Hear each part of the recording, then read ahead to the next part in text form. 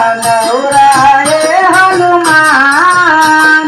कोई आल ठंडा फोरइया लेके पोता हुआ रामाजी के